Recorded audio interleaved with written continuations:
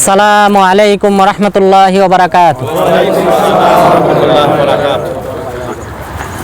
আমরা এখন যে স্থানে দাঁড়িয়ে রয়েছি এই স্থানটাকে বলা হয় মসজিদু উসবা। মসজিদু উসবা এবং এই মসজিদের চারটি নাম রয়েছে: মসজিদু উসবা, মসজিদু তাওবা, মসজিদুন নূর, মসজিদু বানি জাহজাবা। এই চারটি নাম হলো এই মসজিদটার। আর এই মসজিদটাই হলো মদিনায় মুহাজির সাহাবীরা যেখানে সালাত আদায় করেছেন সেই সকল মসজিদের প্রথম মসজিদ। তার মানে কুবা মসজিদের পূর্বে এই মসজিদটা ছিল। কুবা মসজিদের পূর্বে এই মসজিদের উসবাটা এটা ছিল। এখানে সালাত আদায় করতেন মুসআব বিন উমাইর রাদিয়াল্লাহু আনহু এবং আব্দুল্লাহ ইবনে উম্মে মাকতুম রাদিয়াল্লাহু আনহু।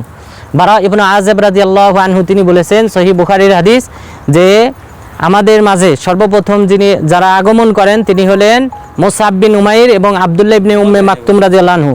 ওয়া কানু ইউকরিউনান নাস, তারা এখানে মানুষকে কোরআন শিক্ষা দিতেন। তাহলে মুসআব বিন উমাইর, আব্দুল্লাহ ইবনে উম্মে মাকতুম রাদিয়াল্লাহু আনহু তারা আসার পর কোরআন শিক্ষা দিতেন।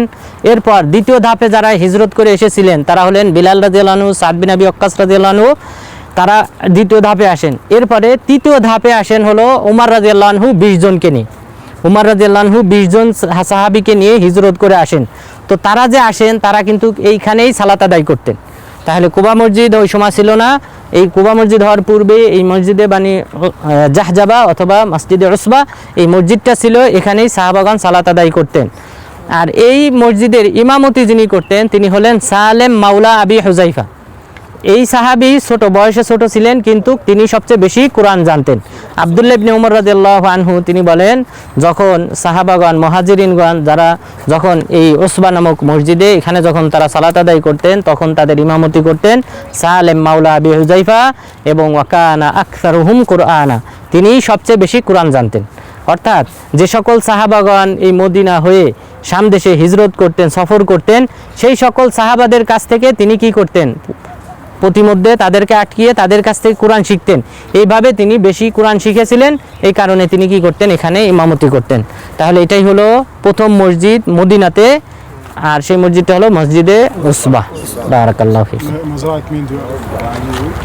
মাজারে মাফি লাহু কিসানি يا شيخ সালাম। আইনা هذا المسجد يسمى مسجد عصبة، هذا أول اسم. أما له أسامي أخرى أيضا، يقال له مسجد توبة، مسجد التوبة، مسجد النور، مسجد بني جحجبة. هذه أسامي لهذا المسجد. وهذا المسجد أول مسجد صلى فيه المهاجرون.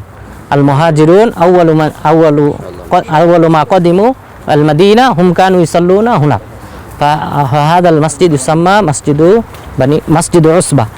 فكما قال براء بن عازب رضي الله عنه كما في صحيح البخاري أن أول من قدم المدينة مصعب بن عمير وعبد الله بن أم مكتوم وكانوا يقرؤون الناس القرآن. فهؤلاء الصحابة كانوا يقرؤون الناس القرآن هنا في هذا المكان.